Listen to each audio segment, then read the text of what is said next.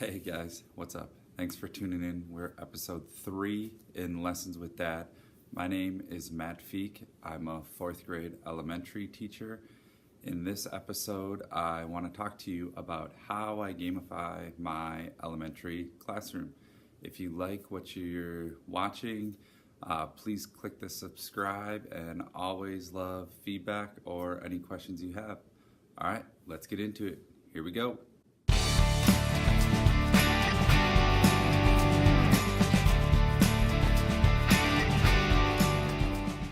So, what I found when I started getting into the gamification and looking at things I wanted to do was this spreadsheet called SBG Database Goals that was put together by Michael Matera, the author of Explore Like a Pirate, that I found on his website, explorelikeapirate.com. And this has saved me tons of time, and I didn't have to put anything together. And this is free on his website.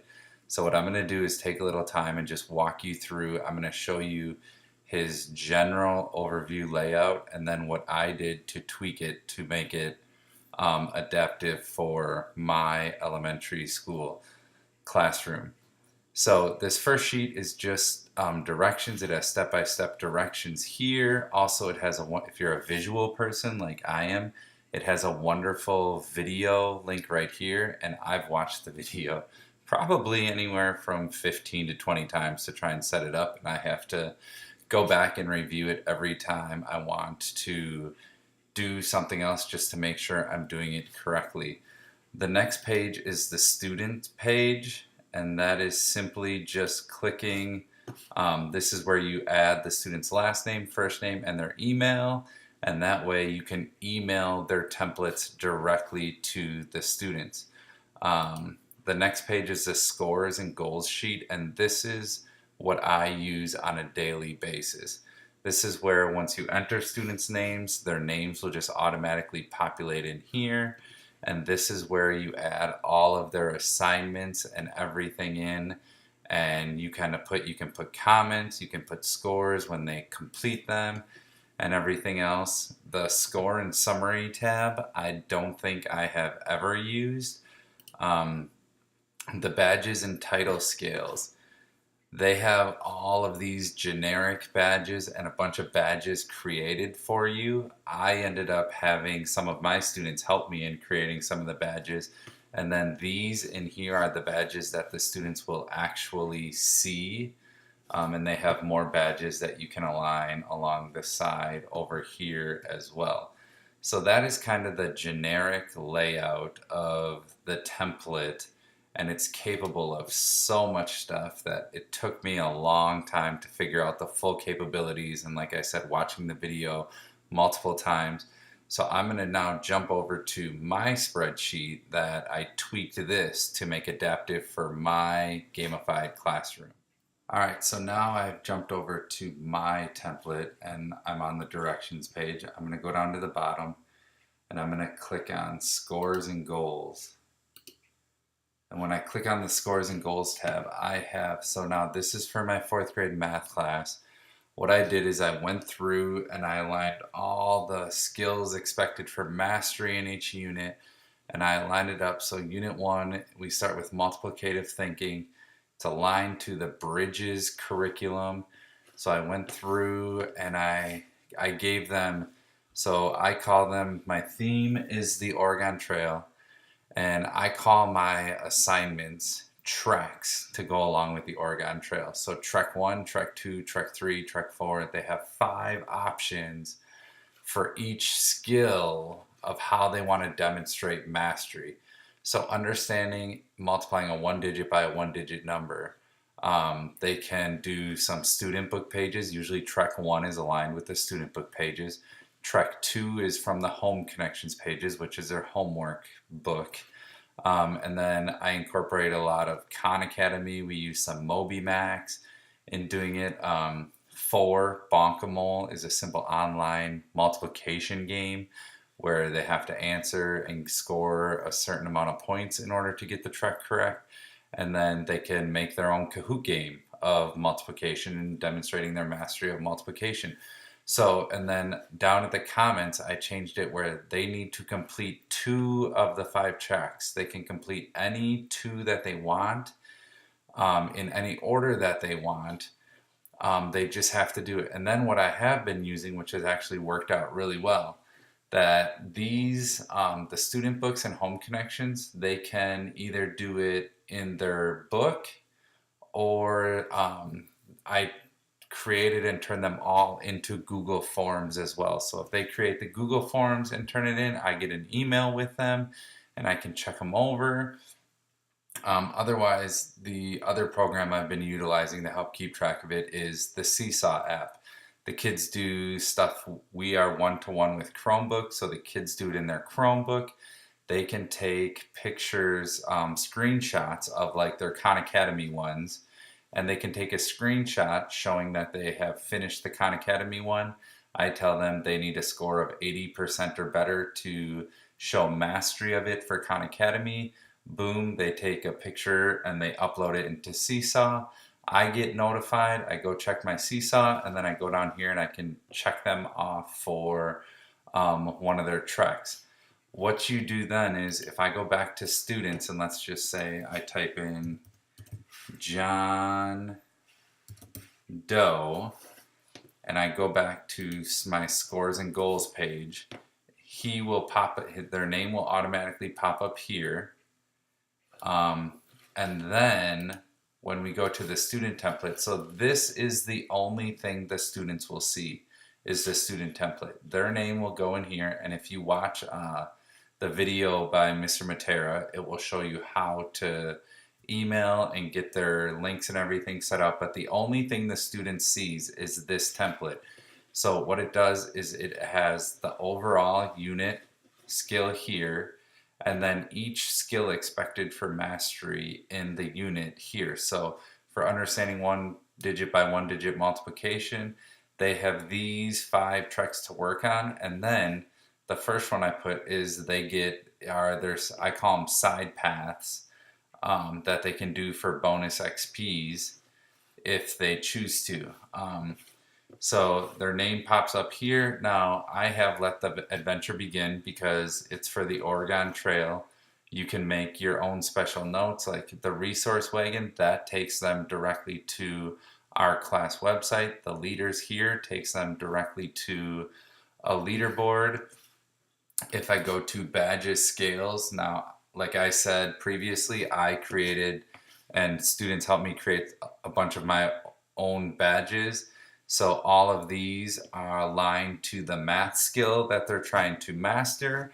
And then these are the big badges that when they level up, they earn one of these big badges, which is the next stopping point along the Oregon Trail.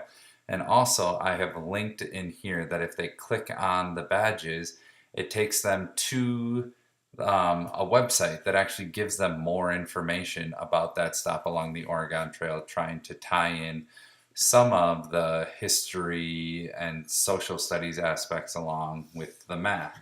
All right, so like I said, this is the master gamification database that I did pay a little bit of money for. I mean, I don't think it was much for all the work and effort that went into this, to help me keep track of points. So again, this is the directions page. He has videos here and using everything up, and I watched these a bunch of times too before I got the hang of everything to make sure I was doing what I needed to. You have the student roster at the bottom. So again, this is where you just kind of put your class list, if they have an avatar name, their email if you want, if you have a house, if you have groups that you have them broken up into. So let's just, again, if I put John Doe in here, okay, I'm not going to worry about entering any of the other information. The control panel, again, is where you kind of, this is the settings of everything. So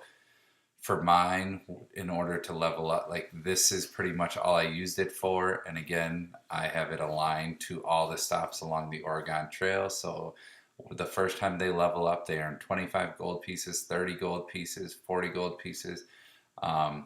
I have item cards that then they purchase their gold pieces with from the county store every Friday in class. I do use the leaderboard. So this is the thing that I utilize pretty much every day. This is where I keep track of their XPs. So here you have your name, your John Doe. I don't really use any of this stuff right in here. What I use is over here. That if I scroll over and let's say, sorry about that. Let's say the student has completed, I have 2 for every one. And remember, for my treks, they had to complete 2 of every skill expected for mastery. So what I do is when they turn one in, maybe the first one they turned in was 125 XPs, and the second one they turned in was only worth 75 XPs. Well, that totals up their XPs, and their XPs help them level up, and that tells me that they have finished the first skill expected for mastery.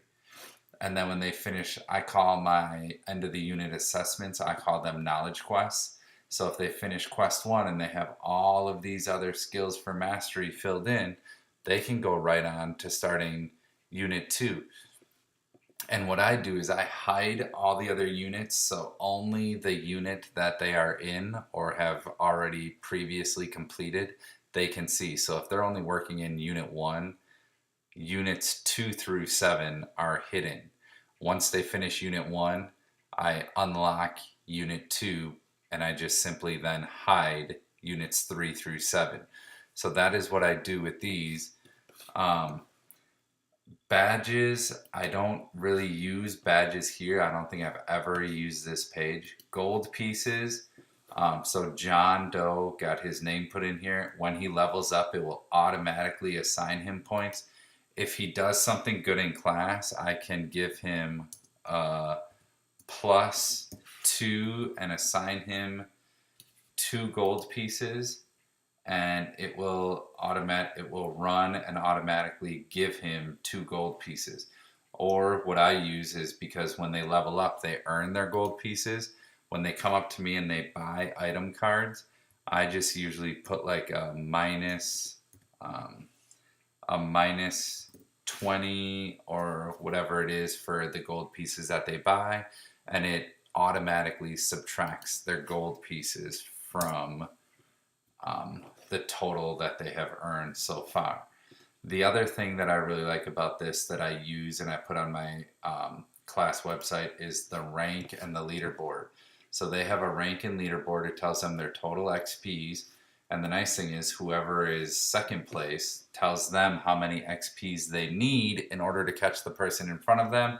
And this is where they can then go to see how many gold pieces they have. So when they're looking at item cards to purchase, they can see how many gold pieces they have and are they able to purchase that item card.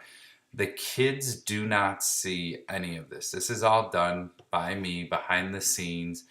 The only thing the kids can see on our class website is the leaderboard, and I will take you over to our class website and show you that in just a minute. But the reason I purchased this is because I really wanted to use the leaderboard and a place to keep track of all of their total XPs that they earn throughout the year, and because it automatically assigns them gold pieces. So I didn't have to keep track, that it's all right here done for me. So now we're going to jump over to the class website and show you how I kind of let them move ahead at their own pace. All right, so this is over to actually my Google site that I use for my math class. So over here we have all the tabs. What I usually do, like parent resources, I have a bunch of resources in here for parents depending on the unit they can click on, because I know math is done different from how I learned it, from a lot of the parents learned it and everything else. So I just put resources in here for parents to come and use. 4th grade, a big thing is learning their multiplication math facts. So I have a couple things in there, math links for games and everything else. But here is the main thing, is the game resources. So I have added, kids spent a bunch of time looking at item cards when it came time to buy item cards. So I decided, hey, I'm just going to put them all in a Google slideshow thing and upload it to, so I have them all by the worth for gold pieces and everything else. And in order to make my item cards, I just used, I think it was called Big Huge Labs, and they have like trading cards that you can put in there and stuff like that. I created a bunch my first year, and probably don't use, I will probably look at over the summer getting rid of some of them, but the kids love buying item cards and using them on each other and using them for games and get really excited and motivated by them. So it has been awesome. The other idea that one of my students came up with when talking to him about the game was that we should cite an item card delivery, so that right now my county store is only open Friday afternoons, but they said it would be really cool if they could buy other stuff other than Friday. So kind of what I do is I just charge them a little extra shipping and handling if they do the item card. And in my item card form, I make them do a little math in ordering that, how many gold pieces do you have? How many is it worth? And how many will you have left? Just some basic subtraction. And I added in my Oregon Trail Hall of Fame, which is my first year gamifying. So I'll be adding some leaders, and I hope to make this a continuous ongoing thing.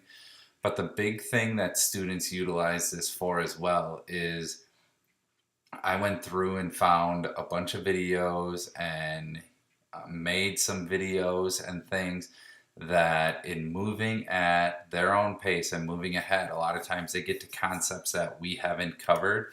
Well, if they're working in unit 3 and the class as a whole is still doing mini lessons on unit 2, they have videos and resources that I went and found, and they can click on any of these, that if they need to figure out how to make equivalent fractions, or visualizing equivalent fractions, or how do you compare fractions by cross multiplying, they can go in here, watch videos, and kind of learn it on their own. So that way, when we get to class, it's just a fresh review and they know it. So it's kind of a little bit of a flipped classroom, but it's very personalized, because a lot of times the students that excel get bored in class or whatever. But the great thing I've seen is the engagement.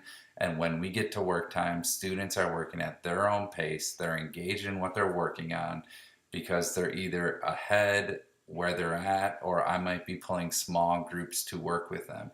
And it has been just wonderful this year to see the gains that some students have made. Like I said, I have some that are already working in 5th grade math before the end of the school year, which has been awesome.